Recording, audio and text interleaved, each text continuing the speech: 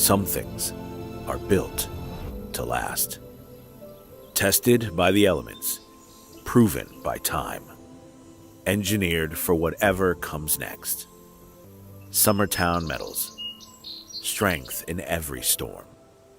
Building dreams that last.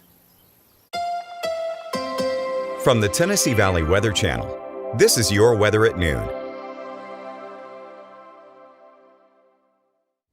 All right, good afternoon, everybody. Taylor Plott here in the Tennessee Valley Weather Center with a look at your forecast. And yes, we'll be getting into the winter storm threat very shortly. First off, let's take a look at the Arctic Air Skycam network. We still have a lot of cloud cover around, but the sun's starting to peek out across parts of the area, and there are still a few rain showers across northern Alabama, but those will continue to move on out. We expect a mostly dry day across the majority of our area. Here's a look at that radar satellite composite. Cold front continues to shift off to the southeast. High pressure building in. That's going to start to set the stage for our winter storm coming in tomorrow. All this rain shower activity will continue to gradually shift off to the east as the day progresses. Quick look at your afternoon forecast. Yeah, still maintaining an isolated shower mainly across northern Alabama. Highs today will be in the upper 40s and lower 50s across the area. Right around 51 for Huntsville, 53 for the Shoals, upper 40s here across southern Tennessee. All right, let's get right into it because obviously this is the majority of what y'all want to know about.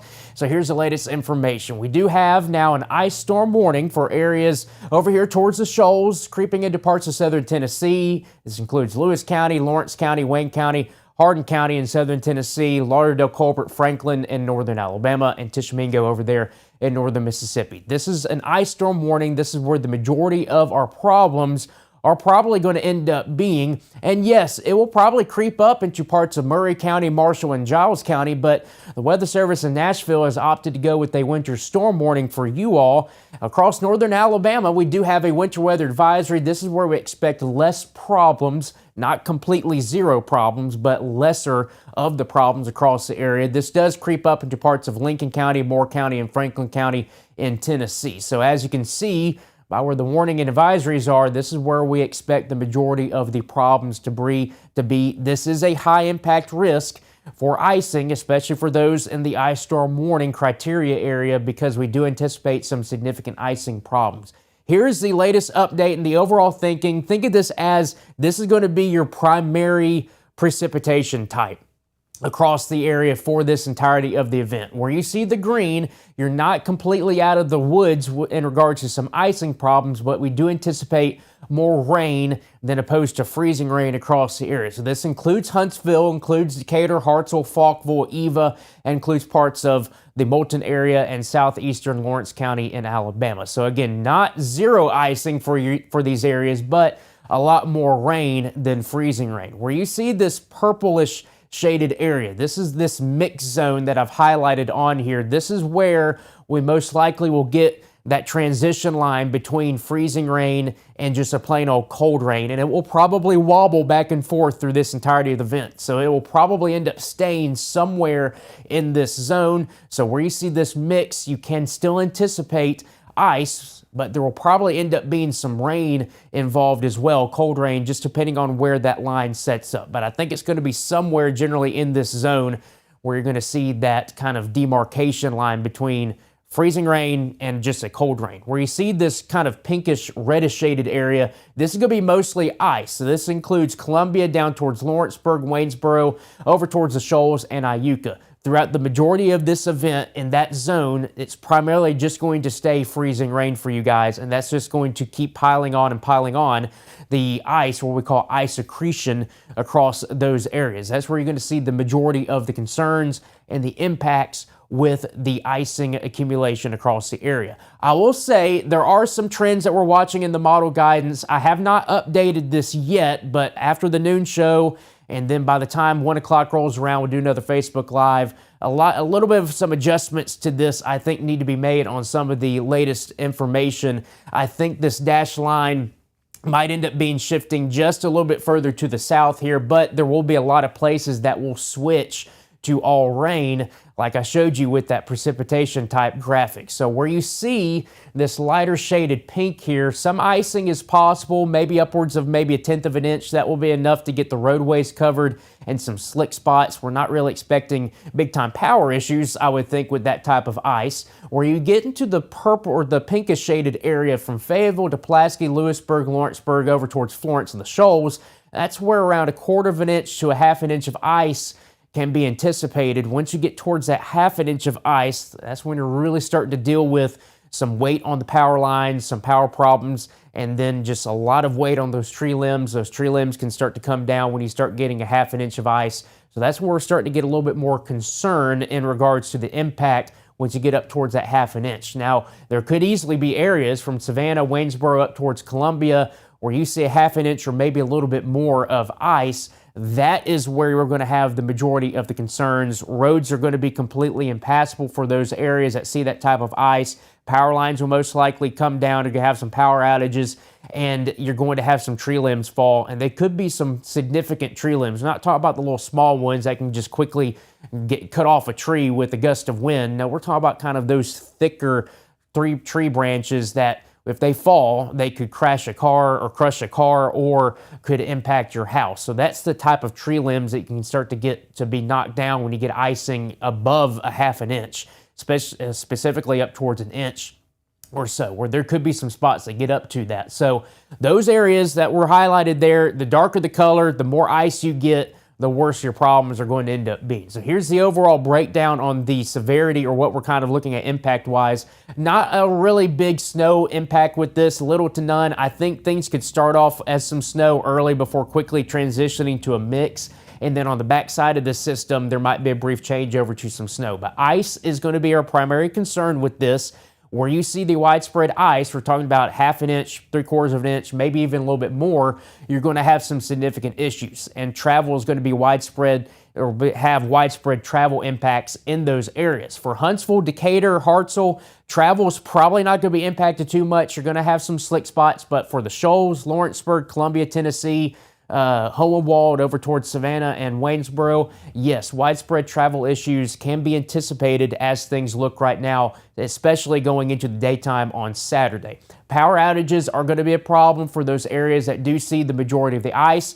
Like I just highlighted, Lawrenceburg, Columbia, Tennessee, over towards the Shoals, Waynesboro, Savannah, you're probably going to be seeing some power outage impacts with this. I can't tell you how many people are going to be impacted. I can't tell that. I can't be that specific, but I do think that in those areas, you're probably going to start to see some power problems by the time we get into your late Saturday and going into Sunday. Let's time it out here with the Futurecast. For today, we're just dealing with some clouds, maybe an isolated shower or two. Once we get into your Friday evening, 7 p.m. here, maybe starting to see the onset of some precipitation move on through. Yes, this could be in the form of some snow early on.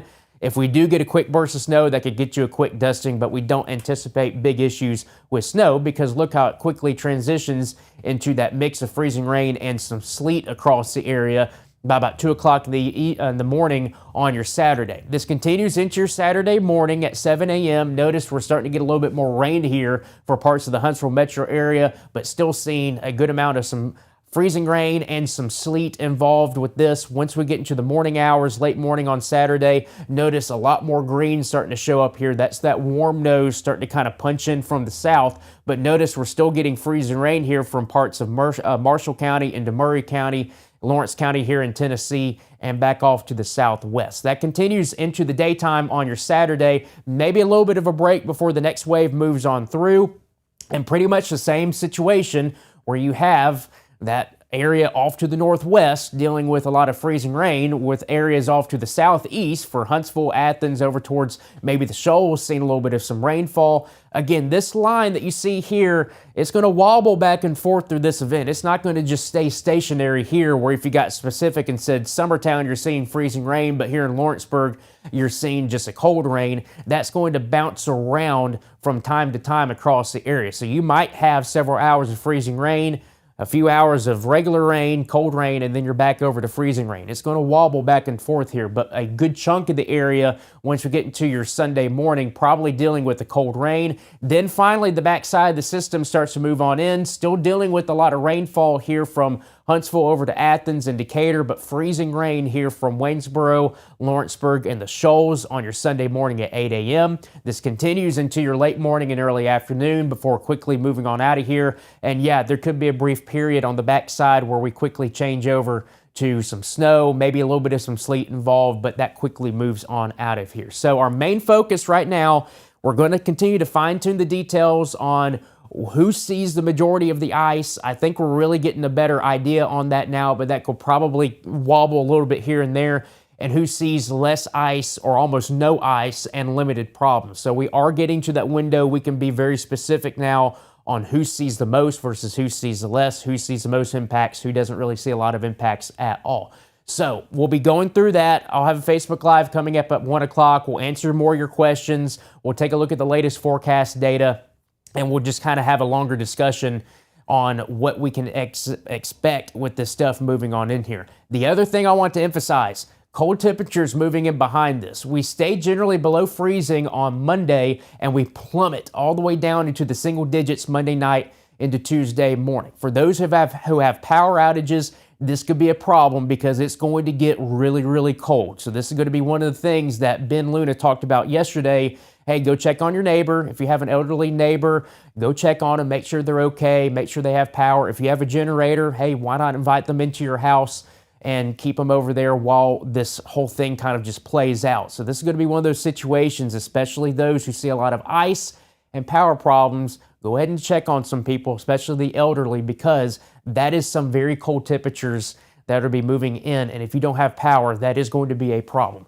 I will tell you, once we get into your Tuesday, we will most likely get above freezing for a good chunk of the area. And then I think everybody's above freezing by the time we get into your Wednesday. So at least we're not dealing with several days of just extremely cold temperatures. No, we will be rebounding back above freezing by the time we get into your Tuesday and Wednesday time frame, and that will start to alleviate a lot of the issues that we still have on the roadways and everything like that. So that's what I got for you guys right now. Again, we'll have a Facebook Live coming up at 1 o'clock. We'll answer more of your questions. We'll take a deeper dive into some of the model data, and I'll probably have to adjust that icing accumulation map just a little bit. I need to take a look at some of the latest data before I do that, but it probably needs to be tweaked just a little bit. So I'll have the latest information on that. We'll just take your questions and we'll just go from there. Fred Gossage will be in at 5 p.m. and he'll have another full check on your forecast and another breakdown on what to expect. So until then, I hope everybody has a great Thursday. Continue to prepare, especially for areas where you're under an ice storm warning or winter storm warning. And we'll be taking this one step at a time, going over the next several hours. So have a great day. Everybody stay safe, and I'll see you guys back over here on Friday. You're watching the